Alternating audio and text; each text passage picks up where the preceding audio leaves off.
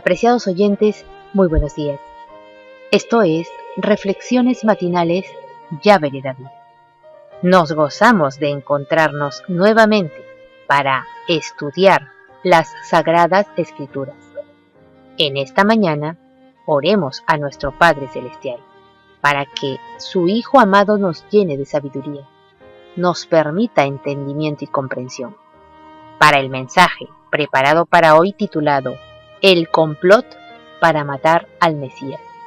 El texto bíblico lo encontramos en el libro de Juan, capítulo 11, versos 47 y 48 que nos dicen: Entonces, los principales sacerdotes y los fariseos reunieron el concilio y dijeron: ¿Qué haremos? Porque este hombre hace muchas señales. Si le dejamos así, todos creerán en él, y vendrán los romanos y destruirán nuestro lugar santo y nuestra nación. Betania estaba tan cerca de Jerusalén que pronto llegaron a la ciudad las noticias de la resurrección de Lázaro. El Mesías había demostrado ahora plenamente su dominio sobre la muerte y el sepulcro. Este gran milagro era la evidencia máxima que ofrecía Yahweh a los hombres en prueba de que había enviado a su Hijo unigénito al mundo para salvarlo. Era una demostración del poder divino que bastaba para convencer a toda mente dotada de razón y conciencia iluminada. Muchos de los que presenciaron la resurrección de Lázaro fueron inducidos a creer en el Hijo de Dios. Pero el odio de los sacerdotes contra él se intensificó. Habían rechazado todas las pruebas menores de su divinidad, y este nuevo milagro no hizo sino enfurecerlos. El muerto había sido resucitado en plena luz del día, y ante una multitud de testigos, ningún sofisma podía destruir tal evidencia. Por esta misma razón, la enemistad de los sacerdotes se hacía más mortífera. Estaban más determinados que nunca a detener la obra del Mesías. Los saduceos, aunque no estaban a favor del Mesías, no habían estado tan llenos de malicia contra él como los fariseos. Su odio no había sido tan acerbo, pero ahora estaban cabalmente alarmados. No creían en la resurrección de los muertos. Basados en lo que llamaban falsamente ciencia, habían razonado que era imposible que un cuerpo muerto tornara a la vida. Pero, mediante unas pocas palabras del Mesías, su teoría había quedado desbaratada. Se había puesto de manifiesto la ignorancia de ellos tocante a las Escrituras y el poder del Altísimo. Veían la imposibilidad de destruir la impresión hecha en el pueblo por este milagro. ¿Cómo podrían los hombres ser apartados de aquel que había triunfado hasta arrancar sus muertos al sepulcro? Se pusieron en circulación falsos informes, pero el milagro no podía negarse, y ellos no sabían cómo contrarrestar sus efectos. Hasta entonces, los saduceos no habían alentado el plan de matar al Mesías, pero después de la resurrección de Lázaro, creyeron que únicamente mediante su muerte podrían ser reprimidas sus intrépidas denuncias contra ellos.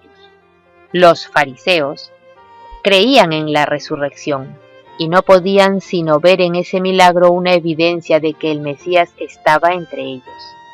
Pero siempre se habían opuesto a la obra del Mesías. Desde el principio le habían aborrecido porque había desenmascarado sus pretensiones hipócritas.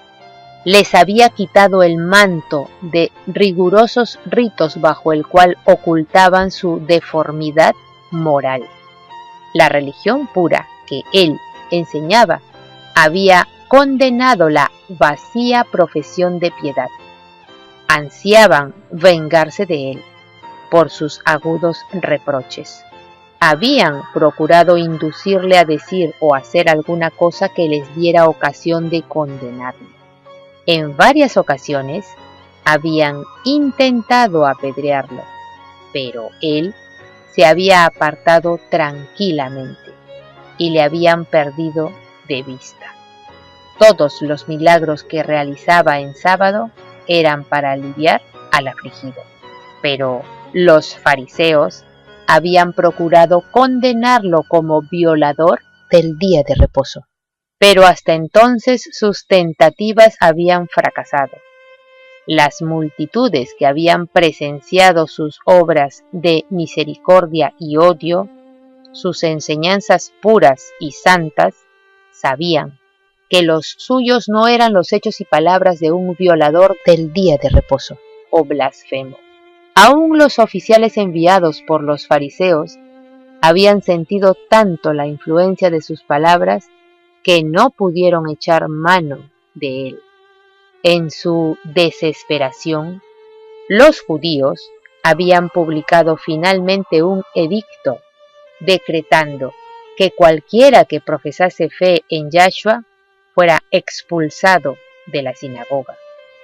Así que cuando los sacerdotes, gobernantes y ancianos se reunieron en concilio, era firme su determinación de acallar a aquel que obraba tales maravillas que todos los hombres se admiraban.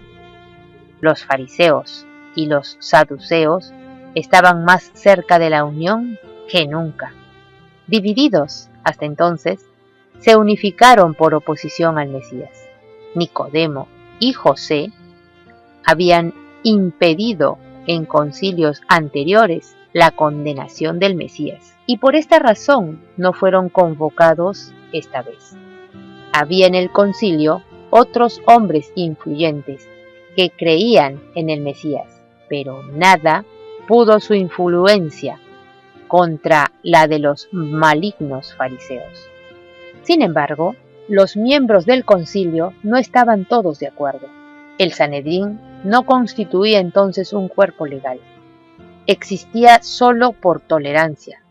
Algunos de sus miembros ponían en duda la conveniencia de dar muerte al Mesías.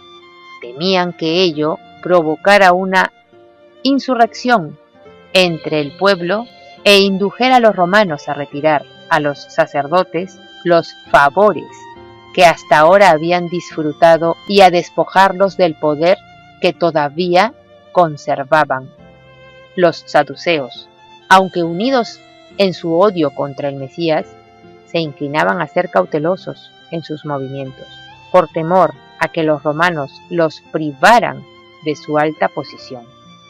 En este concilio, convocado para planear la muerte del Mesías, estaba presente el testigo que oyó las palabras jactanciosas de Nabucodonosor, que presenció la fiesta idólatra de Belsasar, que estaba presente cuando el Mesías en Nazaret se proclamó a sí mismo el ungido. Este testigo estaba ahora haciendo sentir a los gobernantes qué clase de obra estaban haciendo. Los sucesos de la vida del Mesías surgieron ante ellos con una claridad que los alarmó. Recordaron la escena del templo, cuando el Salvador, entonces de 12 años, de pie ante los sabios doctores de la ley, les hacía preguntas que los asombraban. El milagro recién realizado daba testimonio de que el Mesías no era sino el Hijo del Altísimo. Las escrituras del Antiguo Testamento concernientes al Mesías resplandecían ante su mente con su verdadero significado. Perplejos y turbados, los gobernantes preguntaron: ¿qué hacemos? Había división en el concilio. Los sacerdotes y gobernantes no podían desterrar el sentimiento de que estaban luchando contra Yahweh. Apreciados oyentes, este tema continuará. Que Yahweh nos bendiga. Hasta mañana.